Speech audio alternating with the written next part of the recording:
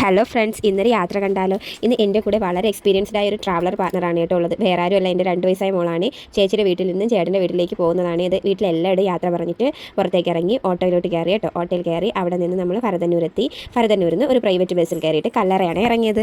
സാധാരണ ചേട്ടനാണ് കേട്ടോ നമ്മളെ വിളിക്കാൻ വന്നത്. പക്ഷേ ഇന്ന് വർക്കിംഗ് ഡേ ആയതുകൊണ്ട് നമ്മൾ ബസ്സിൽ പോകാമെന്ന് വിചാരിച്ചേ. പക്ഷേ എനിക്കൊരു പേടി ഉണ്ടായിരുന്നു. എൻ്റെ മോൾ നല്ല ഡീസൻ്റ് ആയതുകൊണ്ട് യാത്രക്കിടയിൽ പണി കിട്ടുമോ എന്നൊരു സംശയം ഉണ്ടായിരുന്നു. പക്ഷേ അവൾ കുഴപ്പമൊന്നുമില്ലായിരുന്നു, നല്ലതുപോലെ ഇരുന്നു കേട്ടോ. പിന്നെ നമ്മൾ കല്ലറ എത്തിയിട്ട് അവിടെ നിന്ന് വെഞ്ഞാറമൂട് ബസ് കയറിയ ടിക്കറ്റ് എടുത്തതും ടിക്കറ്റ് എൻ്റെ കയ്യിൽ നിന്ന് മേടിച്ച് പിടിച്ചിട്ടുണ്ട് കേട്ടോ. കണ്ടക്ടർ ഞാനൊക്കെ പറഞ്ഞ് കളയരുതെന്ന് പറഞ്ഞ സമയം കഴിഞ്ഞപ്പോൾ തന്നെ ടിക്കറ്റ് ഇതാ പറന്ന് പുറത്തേക്ക് പോയി. പിന്നെ ഒരു കാട് വഴിയൊക്കെ പോയത് കൊണ്ട് ചെക്കർ കയറില്ല എന്നൊരു ആശ്വാസത്തിൽ ഇരുന്നു കേട്ടോ.